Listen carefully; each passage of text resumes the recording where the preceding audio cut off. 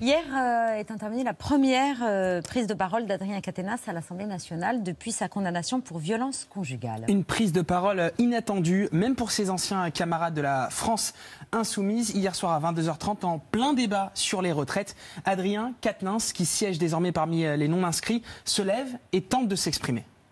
Je vais appeler le dernier amendement de cette série qui est présenté par M. Quatennens. Merci, Monsieur le Président.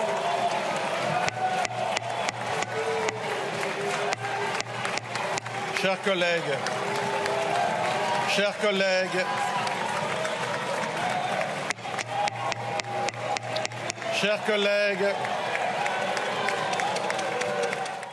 À gauche, cette intervention a scindé les députés en deux. Il y a ceux qui applaudissent et celles qui partent, comme Sandrine Rousseau, Karine Lebon ou Sandra Rogol, suivies notamment par Aurore Bergé, la présidente du groupe Renaissance. Dans la majorité présidentielle, on crie au scandale.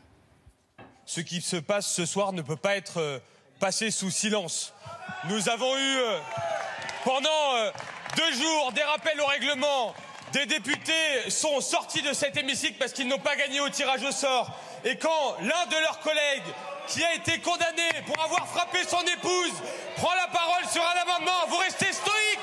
Pire que ça, vous l'applaudissez. Où on est? C'est scandaleux. C'est une honte. Avec Valentin Thibier, nous nous sommes rendus à l'Assemblée nationale aujourd'hui. Signe du malaise au sein du groupe LFI. Plusieurs députés ont refusé de nous répondre, mais Raquel Garrido ne s'est pas dérobée.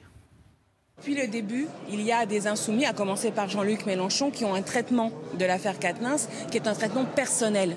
C'est-à-dire qu'ils considèrent que c'est un ami et qu'il faut d'abord avoir un traitement amical du sujet. Moi, j'ai une autre conception de la situation. Adrien Quatennens, comme vous le savez, a été radié de mon groupe, donc il ne fait pas partie de mon groupe. Et ce que j'ai vécu, c'est une situation où clairement, c'était quelqu'un qui n'était pas solidaire avec le groupe. Parce qu'on a une grande conversation actuellement dans le pays, c'est sur la réforme des retraites. Et je considère que ce n'est pas fair-play de changer la conversation. Le député insoumis François Ruffin est sur la même longueur d'onde que Raquel Garrido, mais en profite aussi pour tacler l'attitude d'Aurore Bergé qui a quitté l'hémicycle hier soir.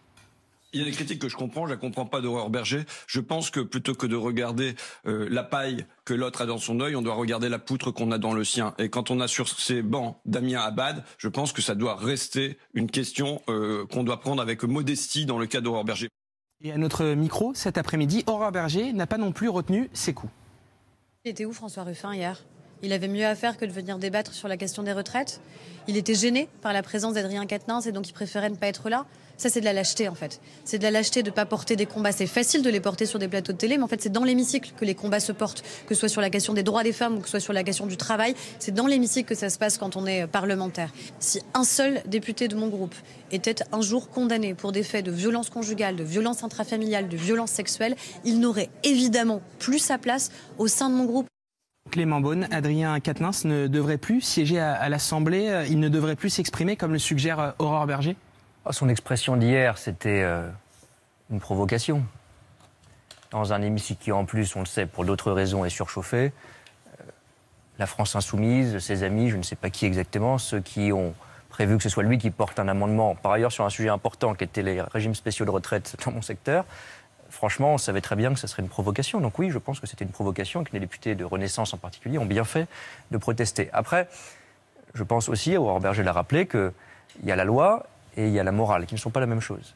Quand on a dans ses rangs un député qui est condamné, parce que c'est ça qui compte, c'est que la justice soit passée et dit le droit, qui est condamné pour quelque chose aussi grave que des violences conjugales, oui, je crois que cette personne, moi je ne suis pas parlementaire, mais si je l'étais, ne devrait pas siéger dans le même groupe que moi, ou je ne siégerais pas dans le même groupe que cette personne. Ça, c'est très clair, et je n'applaudirais pas quelqu'un qui a été condamné pour violence conjugale dans une espèce de bravade honteuse.